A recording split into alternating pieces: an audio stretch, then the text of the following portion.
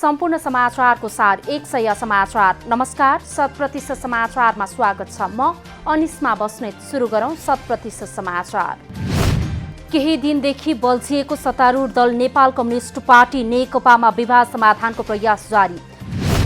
अध्यक्षद्वय केपी शर्मा ओली र पुष्पकमल दाहाल सहमति नजिक पुगेपछि विवाद समाधान हुने सम्भावना बढ्दो। अध्यक्षद्वयबीच आइतबार दिउँसो प्रधानमन्त्री निवास बालुवाटारमा विवाद समाधानका लागि गम्भीर छलफल। छलफलमा महासचिव विष्णु पौडेल, प्रदेश 5 का मुख्यमन्त्री शंकर पोखरेल, ऊर्जा मन्त्री वर्षमान पुन र स्थायी समिति सदस्य जनार्दन शर्मा सहभागी। अध्यक्षद्वयबीच आशंका र दूरी बढाउने क्रियाकलाप रोक्ने सहमति भएको छलफलमा सहभागी नेताको भनाई। अध्यक्षद्वय ओली र दाहाल पार्टीलाई विगतमा भएका समझदारीको आधारमा अगाडि बढाउन पनि सहमत। सोमबार स्थायी समिति बैठक अघि पुनः दुई अध्यक्षबीच छलफल गर्ने सहमति। नेपालमा आइतबार थप 293 जनामा कोरोना भाइरसको संक्रमण पुष्टि। यो सँगै नेपालमा कोरोना संक्रमितको संख्या 15,784 पुग्यो। आइतबार 132 जना कोरोना मुक्त भएर घर फर्किएसँगै कोरोनाबाट मुक्त हुनेको संख्या पनि 6,547 पुग्यो।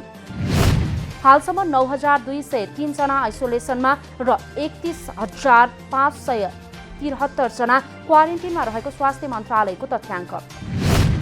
24 घण्टामा 4,710 जनाको पीसीआर परीक्षण भएको मन्त्रालयको भनाई।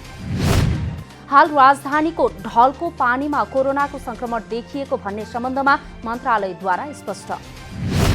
ढलको पानीमा कोरोना भाइरसको पहिचान भए पनि संक्रमण सर्ने सम्भावना नरहेको जानकारी। ढलमा भाइरस देखिँदैमा नआत्तिन आग्रह गर्दै मन्त्रालयद्वारा अन्य रोगका कीटाणु पनि भएकाले सरसफाइमा विशेष सतर्कता अपनाउन भने सुझाव। मेलम्चीको पानी परीक्षणका लागि सुरुङभित्र पठाउन सुरु। अस्थायी बाँधबाट डाइभर्सन गरी सुरुङ मार्गमा मेलम्चीको पानी प्रवाह सुरु गरिएको खानेपानी मन्त्रालयमा आयोजित पत्रकार सम्मेलन मार्फत जानकारी। परीक्षणका लागि सुरुमा प्रति सेकेन्ड 260 लिटरका दरले पानी प्रवाह गरिएको मेलम्ची खानेपानी आयोजनाको भनाई। आयोजनाको 97% काम सकिएको पनि पत्रकार सम्मेलनमा जानकारी। 26 किलोमिटर सुरुङमा पानी छोडिएपछि आयोजनाको काम नयाँ चरणमा प्रवेश गरेको दावी। मेलम्ची खानेपानी आयोजना उद्घाटनको मिति छिट्टै तय हुने खानेपानी मन्त्री बिना मगरद्वारा जानकारी।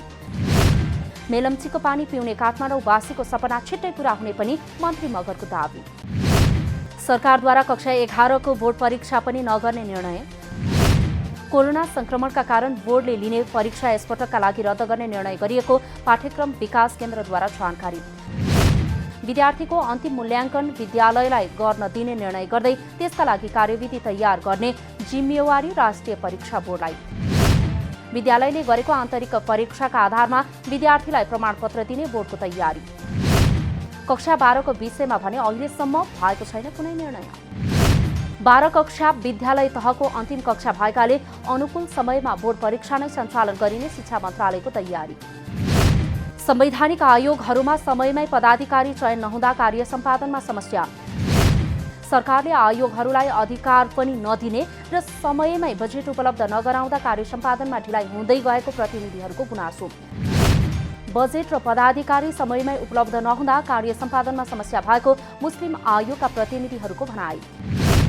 संवैधानिक आयोगलाई अधिकार पनि नदिने, पदाधिकारी पनि समयमा नदिए आयोग गठन गर्नुको औचित्य नहुने भनाई। बजेटको 80% भन्दा बढी रकम तलब भत्तामै सकिने कारण काम गर्न समस्या हुने गरेको आयोगको भनाई। मुस्लिम समुदायभित्र देखिएका समस्याहरू समाधान र मदरसाहरूलाई व्यवस्थित गर्नुपर्नेमा सांसदहरूको जोड। पदाधिकारी र पैसा अपुग भए भनेर काम रोक्न नहुने र नेतृत्व प्राप्त गरेका निकायहरूले काम सुरु गर्नुपर्ने पनि सांसदहरूको सुझाव।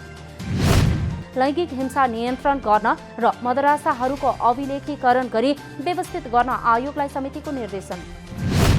कोरोना नियन्त्रणका लागि आयोगले देखाएको तत्परताको भने समितिद्वारा सराहना। संसदीय समितिबाट पारित संघीय निजामती सेवा विधेयकको विषयप्रति निजामती कर्मचारीहरूद्वारा आपत्ति। समितिबाट पारित निजामती विधेयकमा निजामती सेवामा एक आधिकारिक कर्मचारी युनियन रहने व्यवस्था। आधिकारिक युनियन बाहेक दल निकटका राष्ट्रिय ट्रेड युनियनहरू खारेज हुने व्यवस्था समितिले गरेपछि कर्मचारी ट्रेड युनियनका नेताहरू असन्तुष्ट।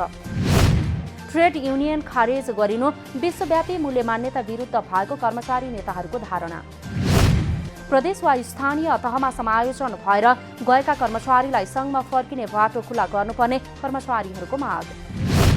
श्रेणीविहीन विशिष्ट श्रेणीसम्मका कर्मचारीहरूलाई आन्तरिक प्रतिस्पर्धाको अवसर दिनुपर्ने, स्थायी कर्मचारीलाई खुला वा आन्तरिक प्रतिस्पर्धाका लागि उमेर हद तोक्न नहुने भनाई। सार्वजनिक यातायात तत्काल खुल्ने कुरामा कुनै सत्यता नरहेको यातायात व्यवसायीहरूको भनाई। सरकारले साउन 7 गतेसम्म लकडाउनलाई निरन्तरता दिएकाले त्यसअघि सञ्चालनमा ल्याउने निर्णय नभएको सार्वजनिक यातायात केन्द्रीय महासङ्घद्वारा जानकारी।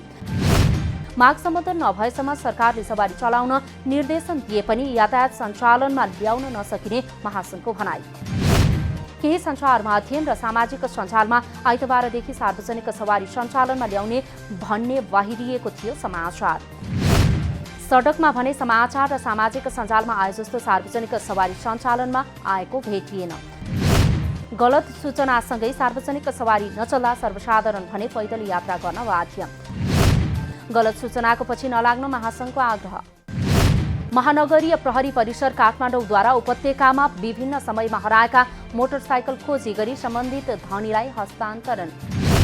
विभिन्न स्थानबाट चोरी भई फेला परेका 20वटा मोटरसाइकल तथा स्कुटर आइतबार सम्बन्धित धनीलाई हस्तान्तरण गरिएको महानगरीय प्रहरी परिसर काठमाडौँद्वारा जानकारी। मोटरसाइकल तथा स्कुटर चोरी भएको उजुरीको आधारमा विभिन्न समयमा चेक जाँचका क्रममा फेला परेको प्रहरीको भनाई। यातायात व्यवस्था विभाग र ट्राफिक प्रहरीको समन्वयमा सम्बन्धित धनी पत्ता लगाई हस्तान्तरण गरिएको महानगरीय प्रहरी परिसरका प्रमुख श्याम गेवालीद्वारा जानकारी। लकडाउनको अवस्थामा पनि विभिन्न ठाउँमा चेक जाँच हुँदा कागजपत्र प्राप्त नभई छोडेर गएका मोटरसाइकलहरू चोरी भएको पाइएको गेवालीको भनाई। नेपालमा हालसम्म फ्रन्ट लाइनमा खटिने 88 प्रहरीमा कोरोना संक्रमण पुष्टि। पछिल्लो तथ्याङ्क अनुसार 25 जिल्लाका 88 जना प्रहरीमा कोरोना संक्रमण देखिएको जानकारी। 4 इन्सपेक्टर, 7 सय, 7 असै, 25 हौलदार, 44 प्रहरी जवान र 1 जना कार्यालय सहयोगीमा कोरोना संक्रमण। संक्रमितहरूमध्ये 2 महिला र 86 पुरुष रहेको प्रहरी प्रधान कार्यालयद्वारा जानकारी। 53 जना भने उपचारपछि निको भएर घर फर्किएको कार्यालयको भनाई। लमजुङमा कोरोना संक्रमितहरूको संख्या बढेसँगै जारी लकडाउन कडाई गरिँदै। क्राइसिस म्यानेजमेन्ट सेन्टर सीएमसीले शनिबारदेखि विशेष कडाई गरेको जानकारी। कोरोना संक्रमण बढ्दै गएको अवस्थालाई मध्यनजर राख्दै अत्यावश्यक बाहेकका पसलहरू सञ्चालनको लागि समयसीमा निर्धारण। जिल्लामा कोरोना संक्रमितको संख्या 45 पुगेसँगै थप सुरक्षा सतर्कता अपनाउन लकडाउनलाई प्रभावकारी कार्यान्वयन गरिएको सीएमसीको भनाई। औषधि बाहेकका अन्य पसलहरू प्रत्येक दिन बिहान 5 बजेदेखि मध्याह 12 बजेसम्म मात्रै खोल्न पाइने। अत्यावश्यक बाहेक सवारी अनुमति नलिएका सवारी साधन सञ्चालनमा पनि लगाइयो रोक। कोरोना भाइरस संक्रमणका कारण यो साता विदेशमा थप 13 जना नेपालीको मृत्यु। कोरोनाका कारण अहिलेसम्म विदेशमा 143 जना नेपालीले ज्यान गुमाएको एनआरएनए अन्तर्गतको स्वास्थ्य समितिद्वारा जानकारी। युएईमा थप 6 जना, भारतमा 5 जना, ओमानमा 1 जना, कुवेतमा 1 जना नेपालीको निधन भएको समितिको तथ्याङ्क। यो साता विदेशमा मध्य पूर्वका देश बाहेक अन्य मुलुकमा कोरोना संक्रमण बढ्ने दर न्यून हुँदै गइरहेको तथ्याङ्क। समितिका अनुसार हालसम्म विदेशमा 28,900 भन्दा बढी नेपालीमा कोरोना संक्रमण पुष्टि। 25,226 गैर आवासीय नेपाली भने कोरोना संक्रमणबाट मुक्त।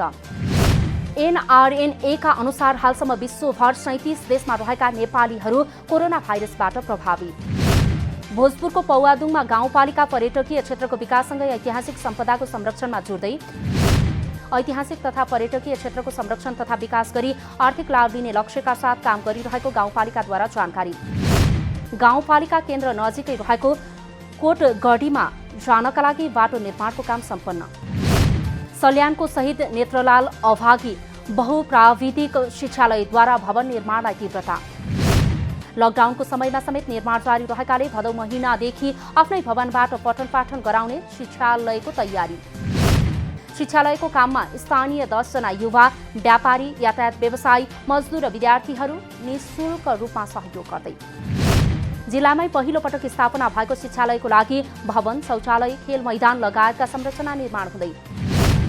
सिटिभिटी, कर्णाली प्रदेश सरकार लगायतका विभिन्न निकायहरूको बजेटबाट संरचना निर्माणका काम भइरहेको शिक्षालयद्वारा जानकारी। मधेस आन्दोलनमा शहीद भएकाहरूको सम्झनामा धनुषाको जनकपुर धाम शहीद गेटको निर्माण हुने।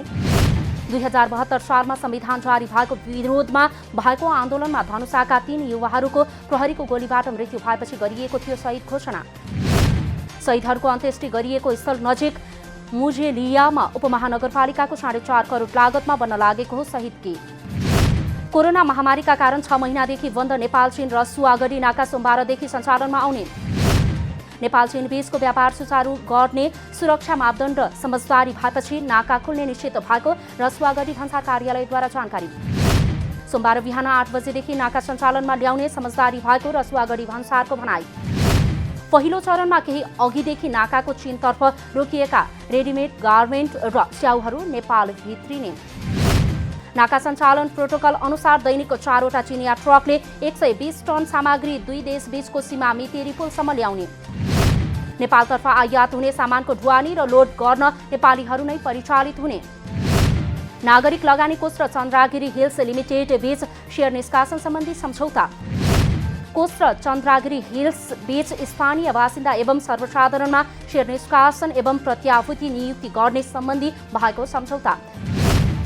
साताको पहिलो दिन आइतबार सुन चाँदीको मूल्य स्थिर। बजारमा छापावाल सुन प्रति तोला 90,500 रुपैयाँमा कारोबार भएको नेपाल सुन चाँदी व्यवसायी महासंघद्वारा जानकारी। अमेरिकाको स्वतन्त्रता दिवस जुलाई 4 को अवसरमा राष्ट्रपति डोनाल्ड ट्रम्पको सम्बोधन। कोरोना विरुद्ध मुलुकले प्रगति गरिरहेको अमेरिकी राष्ट्रपति डोनाल्ड ट्रम्पको भनाई। भाइरस प्रकोप सुरु भएको चीनलाई पूर्ण रूपमा जिम्मेवार बनाउनु पर्नेमा ट्रम्पको जोड। हालै रङ्गभेद विरोधी प्रदर्शनमा अमेरिकी नेताहरूका शालिग तोडफोड गरेका प्रदर्शनकारीको ट्रम्पद्वारा कडा आलोचना।